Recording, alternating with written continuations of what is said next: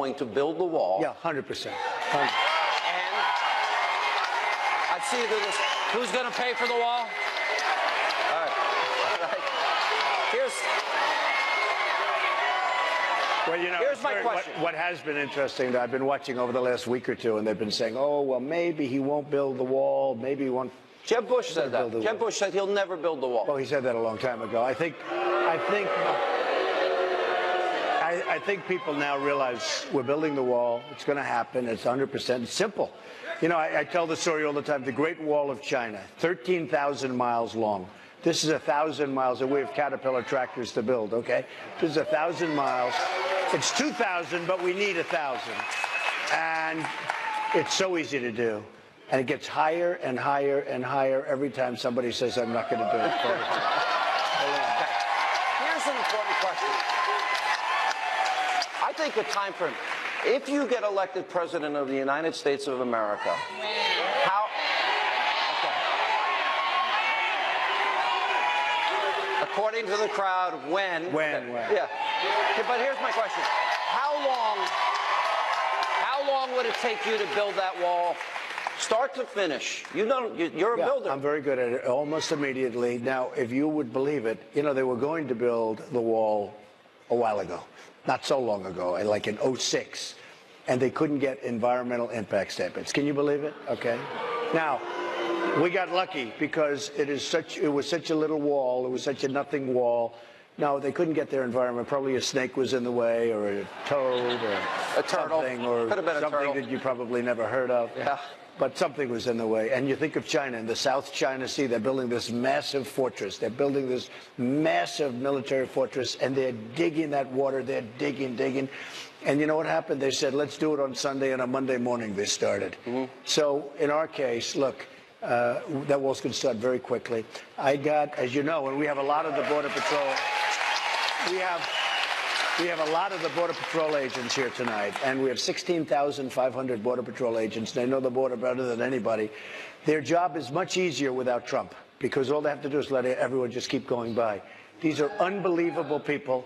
They see what's happening. They see what's coming in, and they want it stopped. They want people to come in, but they want the people to be vetted. So here's the story. So they endorsed me. First time in the history of the Border Patrol agents that they've endorsed me. One other thing we have to say, and Mexico will pay for the wall. They're going to pay for the wall. Let me ask you about Vicente Fox, and by the way, the current president of Mexico said he would meet with you. Will you meet with him? Yeah, sure. I'd meet with him. You would? Absolutely. I'd meet with him.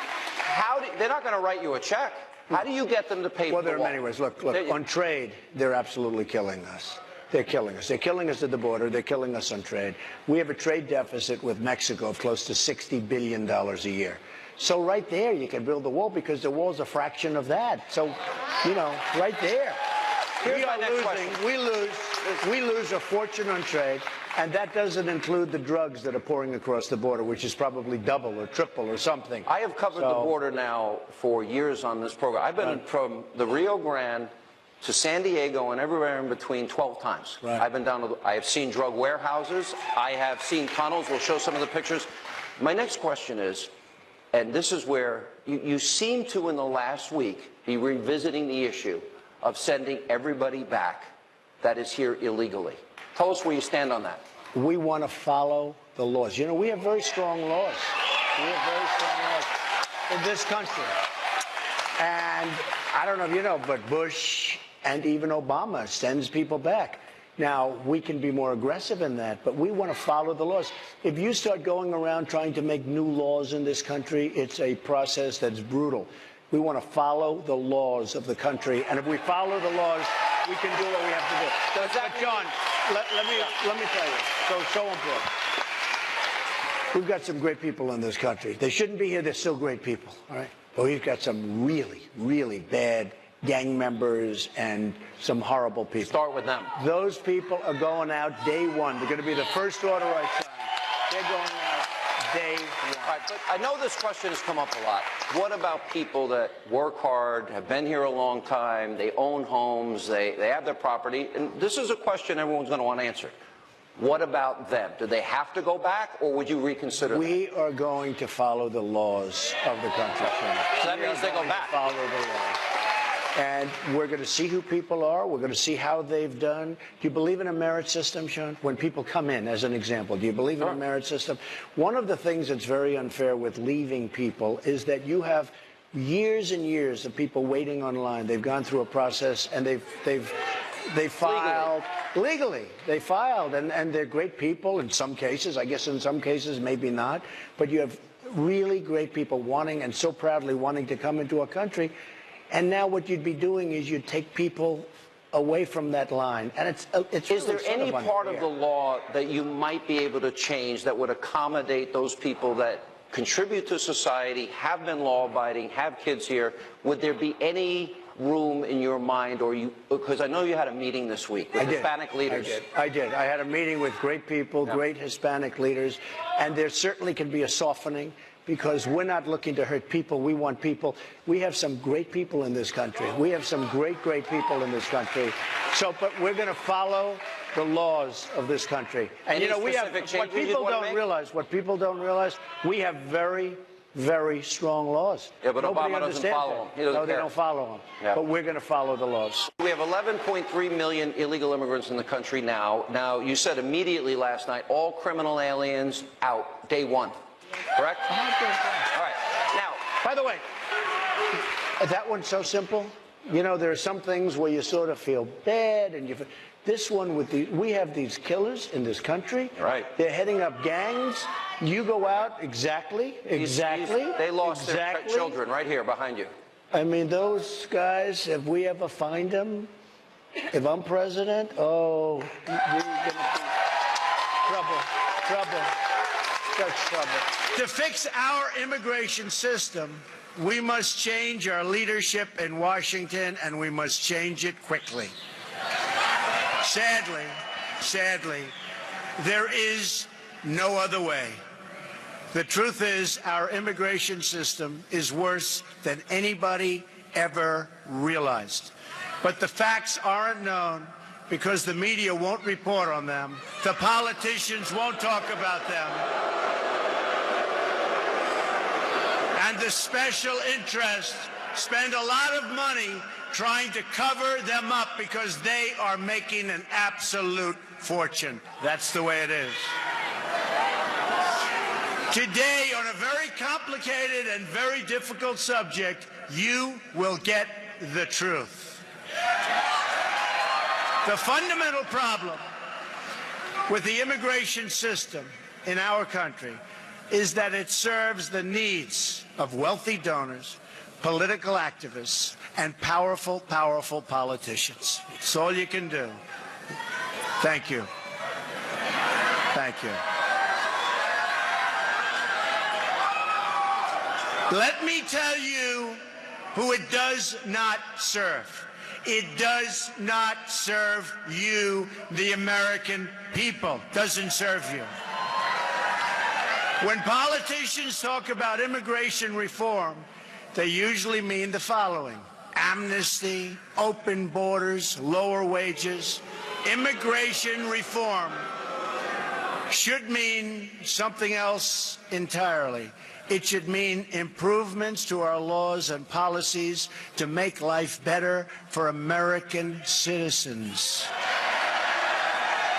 We will terminate the Obama administration's deadly, and it is deadly, non-enforcement policies that allow thousands of criminal aliens to freely roam our streets, walk around, do whatever they want to do, crime all over the place. That's over. That's over, folks. That's over. Since 2013 alone, the Obama administration has allowed 300,000 criminal aliens to return back into United States communities. These are individuals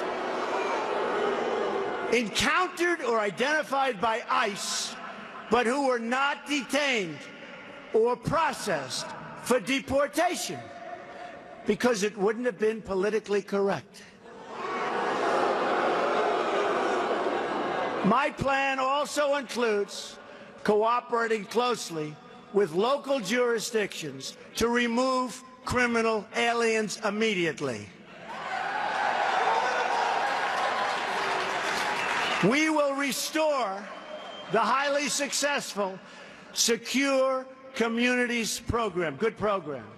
We will expand and revitalize the popular 287G partnerships, which will help to identify hundreds of thousands of deportable aliens in local jails that we don't even know about. Both of these programs have been recklessly gutted by this administration, and those were programs that worked. This is yet one more area where we are headed in a totally opposite direction. There's no common sense, there's no brain power in our administration by our leader or our leaders. None, none, none. On my first day in office, I am also going to ask Congress to pass Kate's Law, named for Kate Steinle, to ensure that criminal aliens convicted of illegal reentry receive strong, mandatory minimum sentences. Strong. And then we get them out. Another reform I'm proposing is the passage of legislation named for Detective Michael Davis and Deputy Sheriff Danny Oliver, two law enforcement officers recently killed by a previously deported illegal immigrant. The Davis-Oliver bill will enhance cooperation with state and local authorities to ensure that criminal immigrants and terrorists are swiftly, really swiftly, identified and removed. And they will go fast. Believe me, they're going to go fast. We are going to triple the number of ICE deportation officers. Within ICE, I am going to create a new special deportation task force focused on identifying and quickly removing the most dangerous criminal illegal immigrants in America who have evaded justice, just like Hillary Clinton has evaded justice, okay? Our immigration, that is my policy on immigration, is so simple. We will restore the civil rights of African Americans, Hispanic Americans, and all Americans by ending illegal immigration. And yes, we will build the wall. We will build the wall.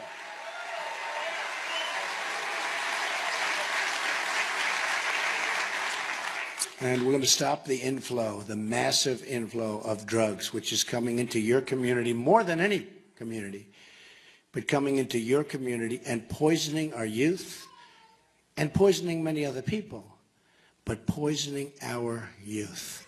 I will reform visa rules to give American workers preference for jobs, and I will suspend reckless refugee admissions from terror-prone regions that cost taxpayers hundreds of billions of dollars.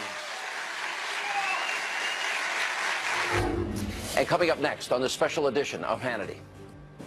If we don't act, the damage will be irreversible. We're going to act. That is why we're going to repeal and replace Obamacare. We have no choice. We have no choice. We have absolutely no choice. Now, recently news broke that Obamacare premiums will rise dramatically next year by double digits. Now, President-elect Trump promised Americans he would repeal and replace this dangerous law. That's coming up next as this special edition of Hannity continues. Hi from America's News Headquarters. I'm Kelly Wright in Washington. Good evening. Here's what's happening. The manhunt for the Turkey nightclub attacker taking police to an Istanbul neighborhood. Acting on a tip, law enforcement raided an apartment there. But so far, there are no reports of any arrests. Earlier today, a Turkish official said they have the gunman's fingerprints. He's suspected of opening fire inside the Reyna nightclub on New Year's Eve, killing 39 people. He managed to slip from the scene by taking advantage of the chaos that ensued. Well, a computer outage causing long lines tonight for international travelers trying to enter the U.S. The U.S. Customs and Border Protection outage has reportedly been resolved, but it's not clear yet what caused it. It's also unclear how widespread the problem was, but issues were reported in Miami, Fort Lauderdale, Atlanta, and at Washington Dulles International Airport. I'm Kelly Wright. Back now to Hannity.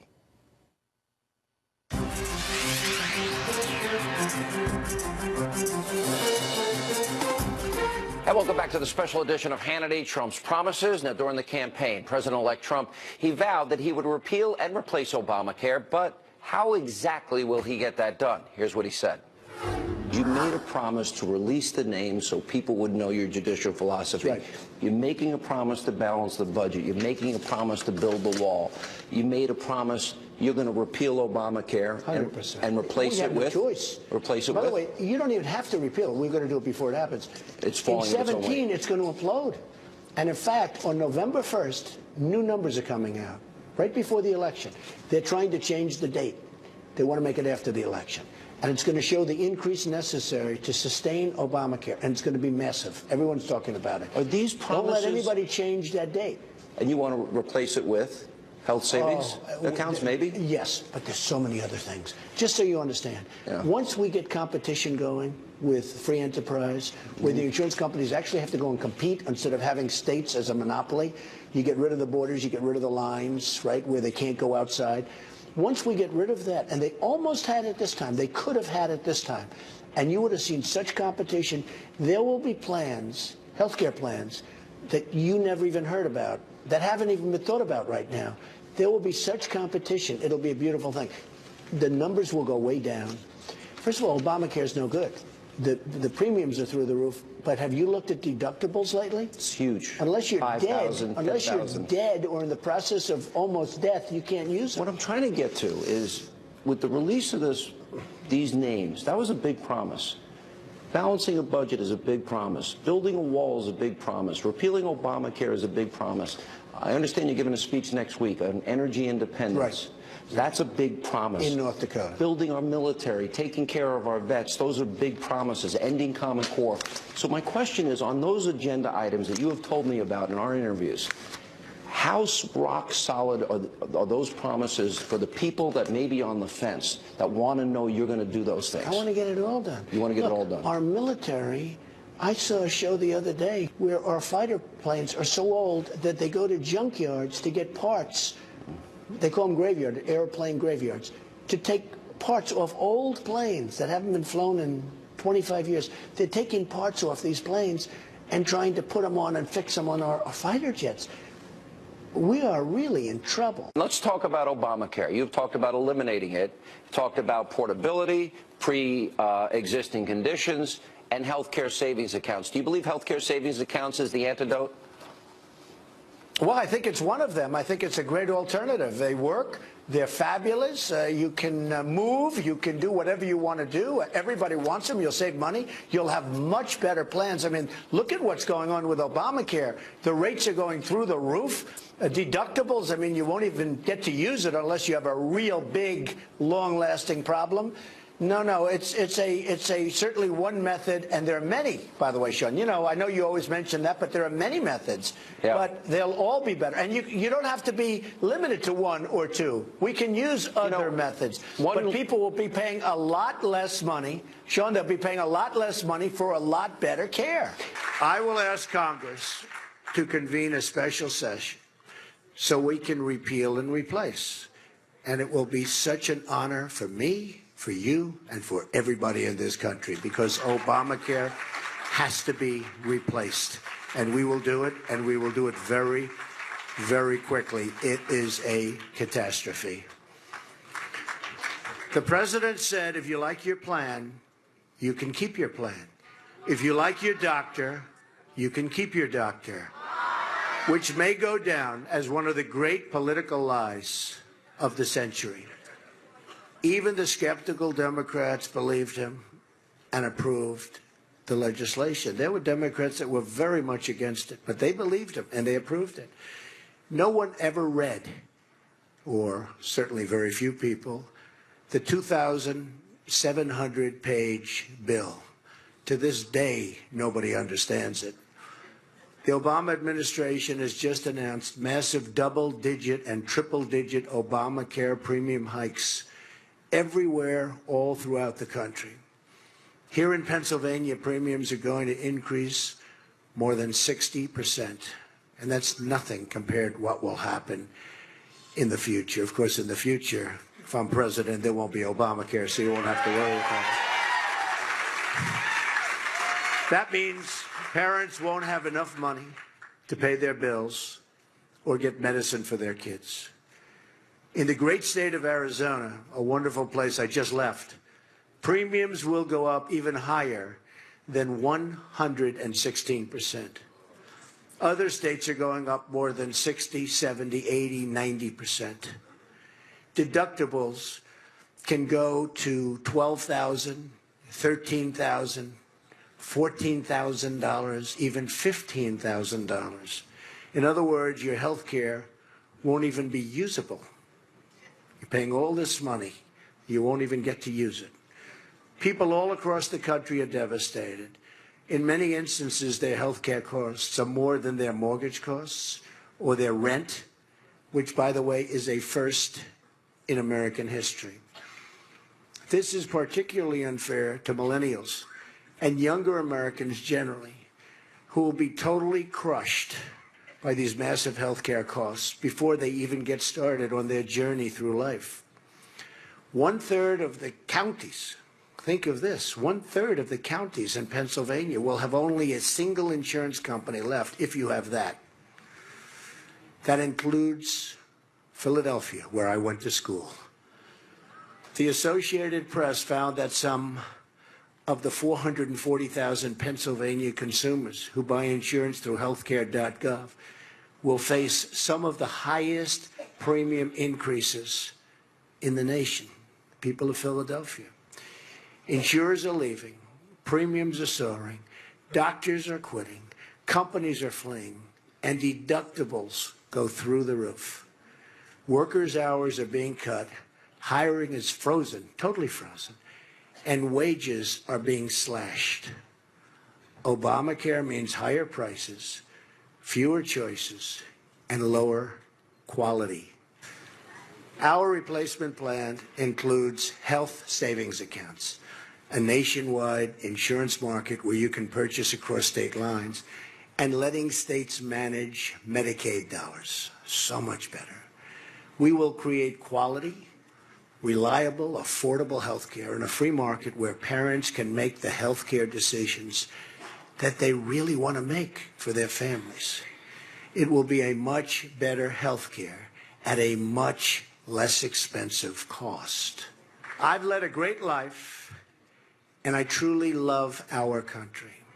So now I want to give back to the country that's been so good to me. That's why I'm doing this. All I see everywhere I travel in this nation, and I've been everywhere, is untapped potential waiting to be realized. The people are amazing. The people are amazing. If we unlock the potential of this country and its incredible people, no dream is outside of our reach. If we stop believing in our failed politicians and start believing in ourselves, then anything is possible. I'm asking you to dream big, to push for bold change, and to believe in a movement powered by our love for each other and our love for our country.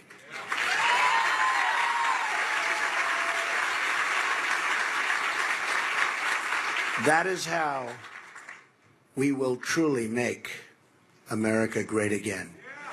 Thank you. And up next, right here on the special edition of Hannity.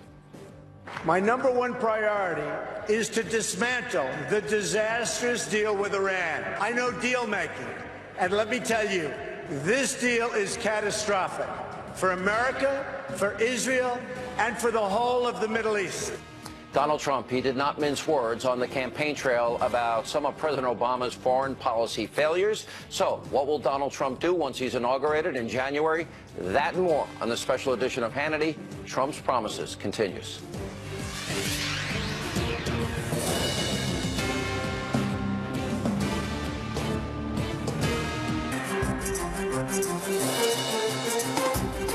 And welcome back to Hannity. So during the campaign, President-elect Trump, he talked often about President Obama's foreign policy failures and what he would do differently if he was the commander-in-chief. Now, here's what Trump promised you, the American voter, that he would do. I'd like to talk today about how to develop a new foreign policy direction for our country, one that replaces randomness with purpose, ideology with strategy, and chaos with peace. It's time to shake the rust off America's foreign policy. It's time to invite new voices and new visions into the fold, something we have to do. The direction I will outline today will also return us to a timeless principle. My foreign policy will always put the interests of the American people and American security above all else. Has to be first. Has to be. That will be the foundation of every single decision that I will make. America,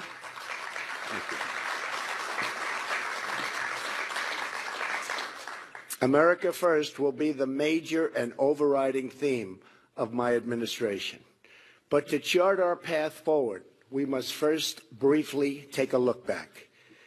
We have a lot to be proud of. In the 1940s, we saved the world. The greatest generation beat back the Nazis and Japanese imperialists. Then we saved the world again, this time from totalitarianism and communism. The Cold War, it lasted for decades, but guess what? We won, and we won big. Democrats and Republicans working together got Mr. Gorbachev to heed the words of President Reagan, our great president, when he said, "Tear down this wall." History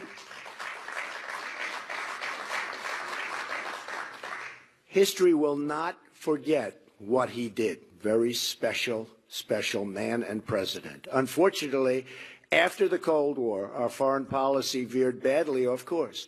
We failed to develop a new vision for a new time. In fact, as time went on, our foreign policy began to make less and less sense. Logic was replaced with foolishness and arrogance, which led to one foreign policy disaster after another. They just kept coming and coming. We went from mistakes in Iraq to Egypt to Libya to President Obama's line in the sand in Syria. Each of these actions have helped to throw the region into chaos and gave ISIS the space it needs to grow and prosper. Very bad. It all began with the dangerous idea that we could make Western democracies out of countries that had no experience or interest in becoming a Western democracy. We tore up what institutions they had, and then were surprised at what we unleashed. Civil war, religious fanaticism, thousands of Americans and just killed, lives wasted, horribly wasted. Many trillions of dollars were lost as a result. The vacuum was created that ISIS would fill. Iran, too, would rush in and fill that void, much to their really unjust enrichment. They have benefited so much, so sadly for us. Our foreign policy is a complete and total disaster. The situation is likely worse than the public has any idea. A new congressional report reveals that the administration has downplayed the growth of ISIS, with 40% of analysts saying they had experienced efforts to manipulate their findings. They're trying to make it look much better than it is. It's bad. At the same time, ISIS is trying to infiltrate refugee flows into Europe and to the United States. Iran, the world's largest state sponsor of terrorism, is now flush with $150 billion in cash released by the United States, plus, if you remember from 2 weeks ago, another $400 million in actual cash that was obviously used for ransom. Worst of all, the nuclear deal puts Iran, the #1 state sponsor of radical Islamic terrorism, on a path to nuclear weapons. In short, the Obama-Clinton foreign policy has unleashed ISIS, destabilized the Middle East, and put the nation of Iran, which chants death to America, in a dominant position of regional power and, in fact, aspiring to be a dominant world power. This is my pledge to the American people. As your president, I will be your single greatest champion. I will fight to ensure that every American is treated equally, protected equally, and honored equally. We will reject bigotry and hatred and oppression in all of its many ugly forms and seek a new future built on our common culture and values as one American people. Only this way will we make America great again and safe again for everyone. Thank you very much. God bless you. Thank you. And up next, right here on Hannity. And appoint justices of the United States Supreme Court who will uphold and defend the Constitution of the United States. President-elect Trump, he promised that he would appoint originalist justices to the Supreme Court. It was a topic we spoke about often. That's coming up next as the special edition of Hannity, Trump's Promises, continues.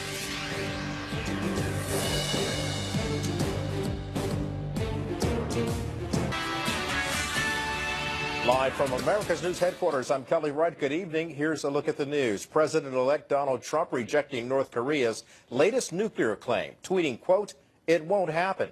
It follows Kim Jong-un's New Year's speech, in which he said they're in the final stage of testing an intercontinental ballistic missile capable of reaching the U.S. It's unclear if Mr. Trump's tweet means he would stop North Korea from launching that weapon or if he doubts its nuclear capabilities. And President Obama heading to Capitol Hill this week to try to protect a key part of his legacy. The White House says he'll meet with House and Senate Democrats on Wednesday to discuss saving Obamacare. Republican leaders say repealing the Affordable Care Act is one of their top priorities. But President-elect Donald Trump has said he might want to keep parts of the law. I'm Kelly Wright. Now back to our special Hannity.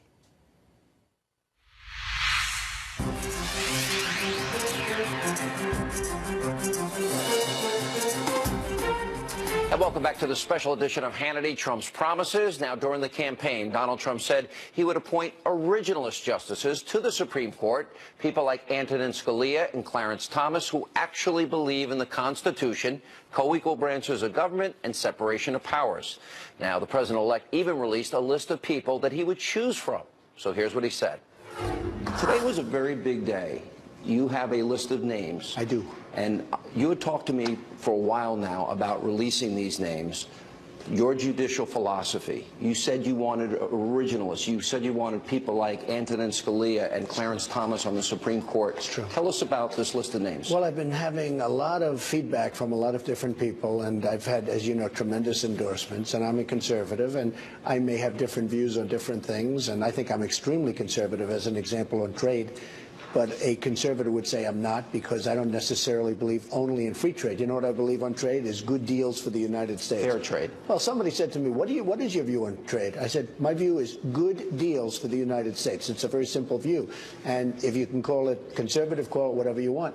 But so with the judges, they were saying, well, what happens if he appoints the wrong judges? And what we did, and I just have it, we just took a list of judges. And I thought what I would do is put this forward, and this would be the list that I would either choose from or pick people very close in terms of the spirit and the meaning of what they represent. And, of course, Justice Scalia is mentioned in here as right up front as being just one of our great judges and one of our great justices. This is your judicial philosophy. Yes, that's right. You know, one of the things I think people would question, I had interviewed you a lot during this process, and you gave me very specific things.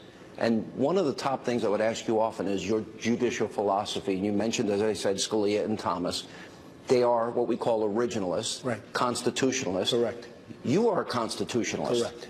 Correct. And I'm also, I want high intellect. I want great intellect. These people are all of very high intellect. They're pro-life. And so that's my list. And we are going to choose from, most likely from this list, but at a minimum, we will keep people within this general realm. And again, I have a lot of people that are conservative that really like me, love everything I stand for, but they really would like to know my view, because perhaps outside of the defense of our country, perhaps the single most important thing the next president is going to have to do is pick Supreme Court justices. This will have an impact for generations to come. Oh, generations. And I will say, if Hillary Clinton, who's doing very poorly in this whole rigged system that, that Sanders happens to be in, but if Hillary Clinton, for some reason, wins, your country will never be the same, because she's going to put disasters on the Supreme Court. So these are the names. This is interesting, because I think there might have been some people.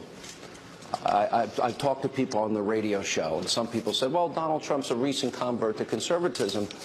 And I asked you very specific questions. For example, you know, you say you want a balanced budget. You actually told me once it's immoral to steal from our kids.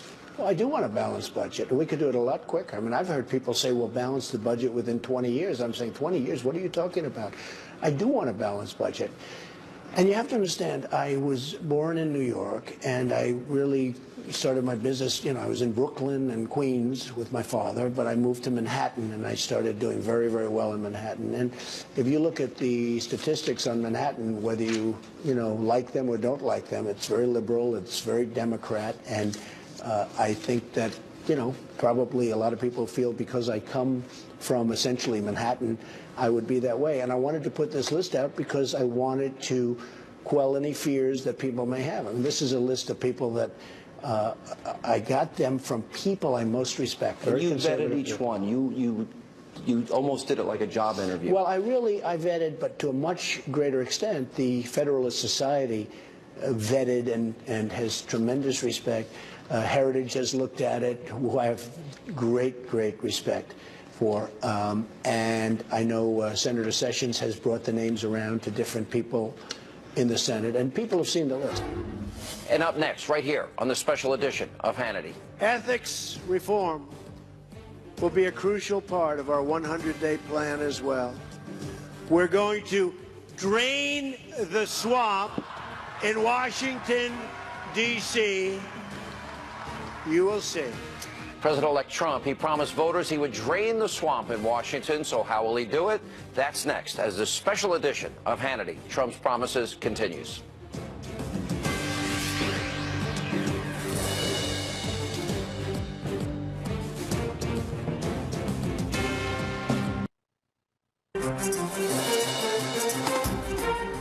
Welcome back to the special edition of Hannity, Trump's promises. So during the campaign, President-elect Trump, he vowed that if elected, he would drain the swamp in Washington.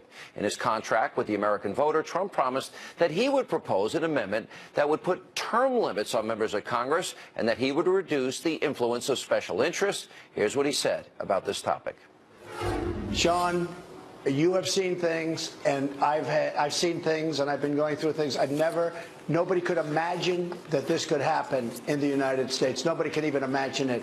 But I'll tell you what, we're going to win the election, and we're going to clean out the swamp. You know, I'm using the expression, we're going to drain the swamp of Washington, D.C. It is a swamp of absolute corruption. It's absolutely corrupt. And we're going to drain the swamp. We'll see what happens. We're going to drain it, but we're going to win. We have such enthusiasm. And you saw what, I just left this rally 2 minutes ago. In fact, I'm sitting in a room that's about 200 degrees. I've never seen it. It's like a steam room. I know you love that. And no, it's just wonderful. But I'll tell you what, at least you're on the side of exposing some of this stuff. The press doesn't want to do it. It's incredible what's going on in the country. Ethics reform will be a crucial part of our 100-day plan as well. We're going to drain the swamp of corruption in Washington, D.C. Drain the swamp.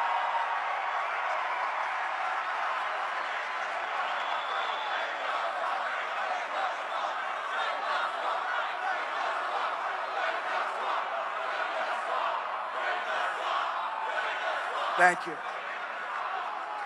I will impose a 5-year ban on executive branch officials becoming lobbyists and a lifetime ban on officials becoming lobbyists for a foreign government. Change is not going to be easy. I am going to need you to fight as hard for these proposals as you fought for this great campaign of ours.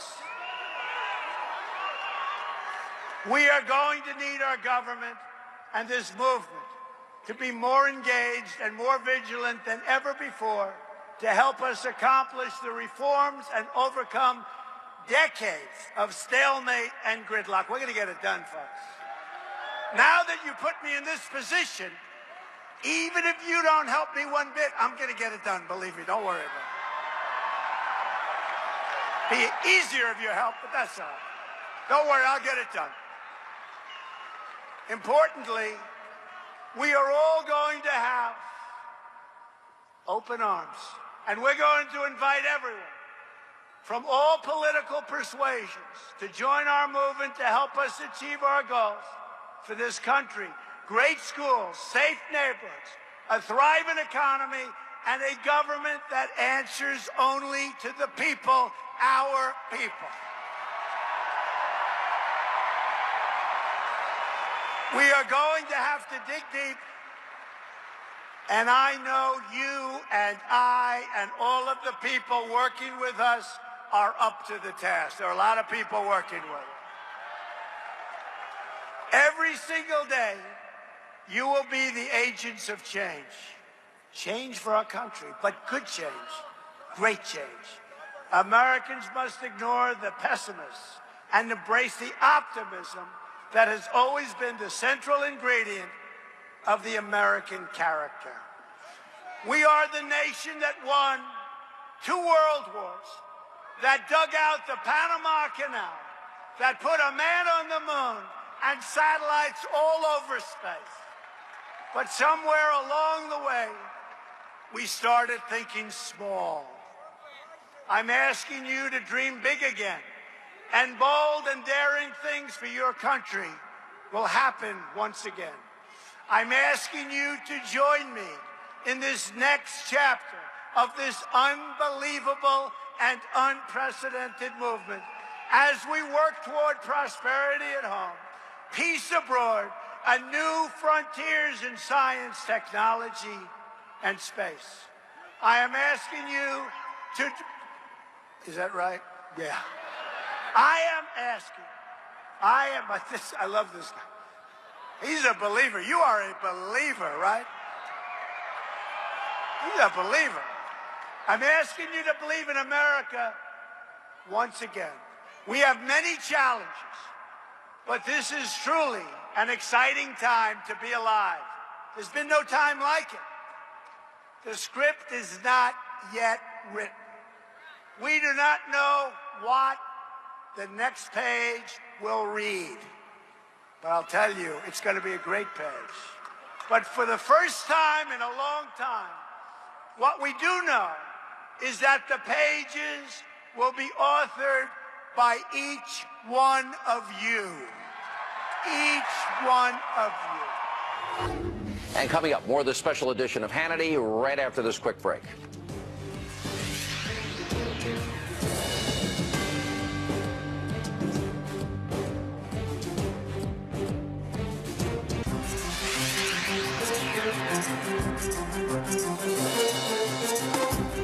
And welcome back to the special edition of Hannity. Unfortunately, that is all the time we have left this evening. As always, thank you for being with us. We hope you'll set your DVR so you never miss an episode of Hannity. Have a great night.